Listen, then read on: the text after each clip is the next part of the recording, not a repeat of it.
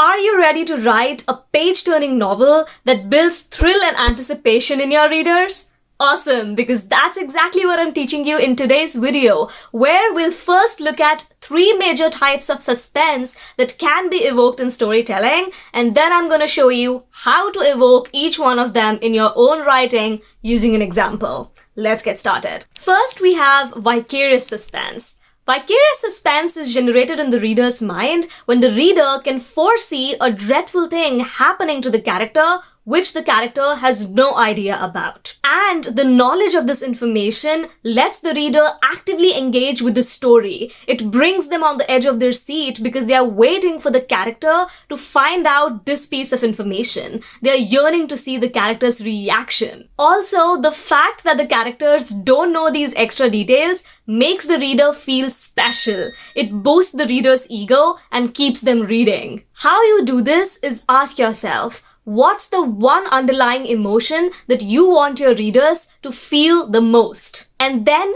pick the one detail which you think will heighten the intensity of that emotion. This is the detail that you will reveal to the reader but withhold from the character. For example, let's say that your character plans to climb Mount Everest, and on their journey they happen to lose their first aid kit, and now they have to survive the journey without the first aid kit. With that plot, I'm trying to evoke fear, a dreadful fear in the reader for my character. I want to have different intensities of that fear in the reader for my character. So what detail do you think I can add to that existing plot in order to heighten the intensity of that emotion, of that fear that my reader is feeling? Imagine this. What if the first aid kit is not lost but has actually been stolen by the best friend of my protagonist? How do you think the reader is going to react to this revelation?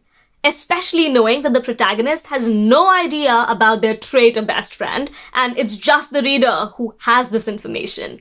Yes, exactly. They're gonna feel suspense, thrill, anticipation. Yay! You're welcome. At this point of the video, if you're getting any value out of it, please like the video and consider subscribing, because on this channel I talk all about writing compelling novels and creating rich experiences for the readers.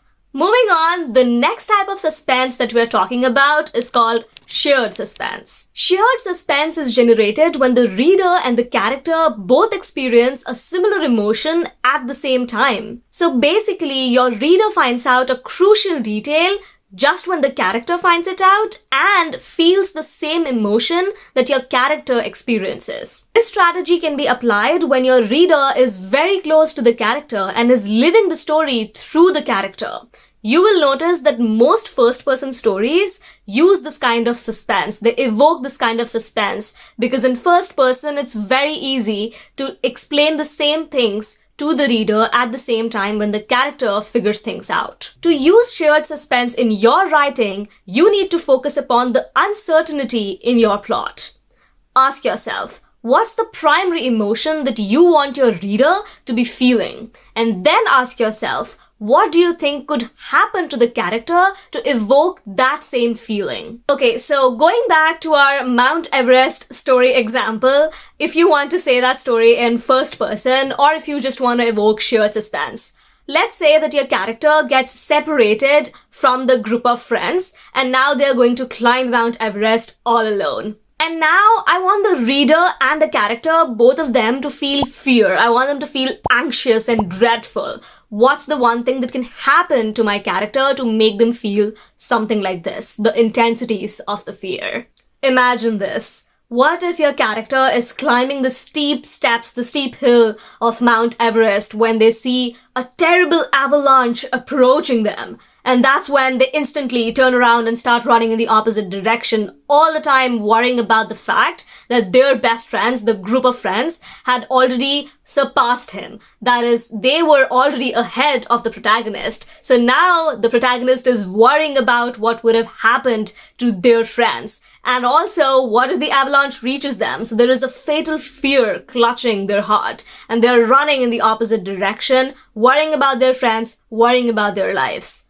Notice how the reader is feeling the same emotion which the character is feeling in this moment.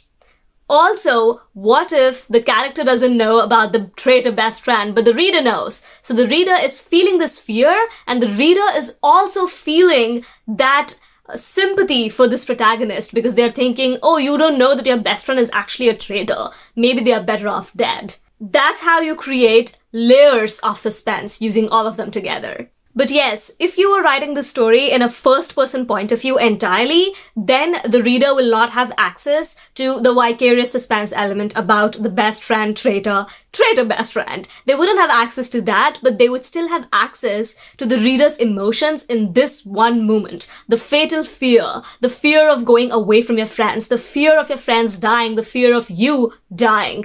That fear is going to be restricted to the reader, to this character, and the way you do this, specifically in first person, is by restricting your reader to the perspective of your one character and making them feel that specific emotion in the specific point of time. Next up, we have direct suspense. Direct suspense is generated when the reader is thinking on their own, not from the character's perspective, but about the character's journey. Suspense is evoked due to the reader's opinions on something. If you haven't already noticed, observe how all three types of suspense have a lot to do with the type of perspective being used to tell the story. If this is something you struggle with and want me to make a separate video just on perspectives, then comment the phrase, "I want the perspective video." So now talking about direct suspense, what's really happening here is that when your character is going on their journey, your reader is also going on their internal journey. All the thoughts and feelings are going to be accumulated in their brain, and your reader is going to start making guesses about what's going to happen next in your story. They will start thinking about all the possible directions your story can shape into and how the story may end, what may happen in the climax.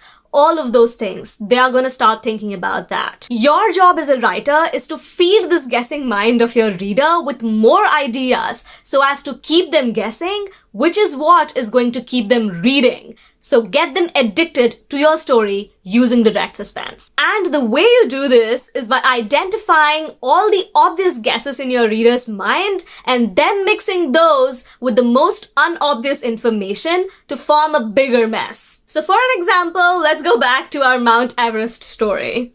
Let's say your protagonist is now reaching the summit. It's halfway through the story and it's reaching the summit. And that's when your reader is thinking, I'm sure there will be another obstacle. They can't be reaching Everest so soon. The story is about reaching Everest. They can't reach Everest before climax, can they? Nope, definitely another obstacle. That's their obvious guess. But imagine this. It's just the middle of the story and your protagonist actually reaches Everest. Without another obstacle, they reach Everest. But then, instead of experiencing joy and liberation, they actually find a fresh-smelling dead body of their best friend, the same one who stole the first aid kit. Your character still doesn't know that they stole the first aid kit, so they are crying. What do you think the reader is feeling in this moment? Suspense, thrill, anticipation. What we did there is creating a larger mess using all the expectations of your reader. Now the reader is left questioning what the story is really about. Okay, disclaimer. You don't have to make it so extra dramatic like I did in this example. I was just trying to be extra explicit to explain my point. You definitely need to respect your reader's expectations. You need to deliver on the type of book that you promised. If you promised your reader a young coming-of-age story of liberation and friendship, then you give them that without turning it into a crime thriller. My strategy is about building suspense while remaining within the range of that primary expectation that you set for your reader. Don't change the genre or the actual promise that you gave the reader in your blurb. Don't do that. But you can absolutely feed your reader with a mess created using their expectations within the range of the primary expectations. Pick out their guesses and then make it into something which still stays within the primary expectation but is still unexpected than what they thought it is going to be about. I hope you found these strategies helpful despite my obsession with the over-the-top Mount Everest story. Let me know in the comments if you want to see that story written someday. And if you enjoyed this video, I'm sure you will love this video next. Check it out! Alright, this is me, Srishti Rathour, signing off for this video, and I will see you next in this video right here. Bye!